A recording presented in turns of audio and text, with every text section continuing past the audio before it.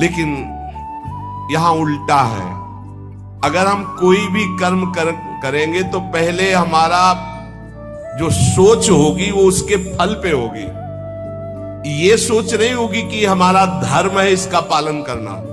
कोई भी कर्म बिना फल की आकांक्षा के आप शुरू ही नहीं कर सकते। सोचना जरा, कोई भी कर्म करेंगे तो इसका फल क्या होगा, ये हम साधक के लिए कह रहे हैं। जो विषयी है वो नहीं सोचते, जो सिद्ध है वो नहीं सोचते।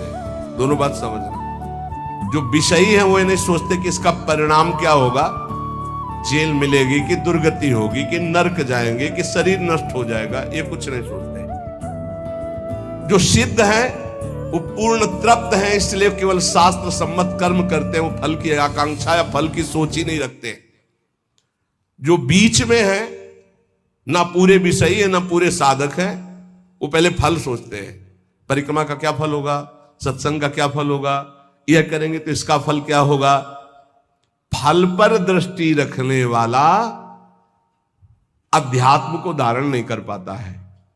भगवान कह रहे कर्मण्येवाधिकारस्ते, तुम कर्म से केवल अपना अधिकार रखो, फल के ऊपर नहीं। फल में सुख दुखे समय कृत्वा लाभा लाभो जया जयो, जय या पराजय, लाभ या हानि, सुख या दुख, इसमें समान भाव रखो।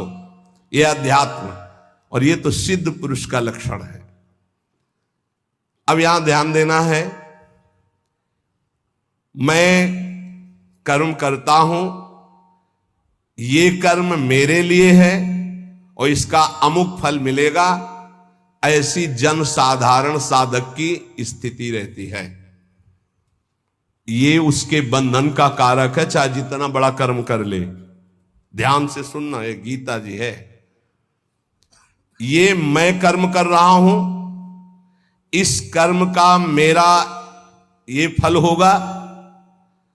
वो कर्म फल का और कर्म कर्ता बनने के कारण चाहे जितना ऊंचा कर्म करे वो बंधा ही रहेगा, मुक्त नहीं होगा। भले शुभ कर्म किया तो देवलोक जा, तपलोक जा, पर आना तुझे मृत्युलोक में ही पड़ेगा।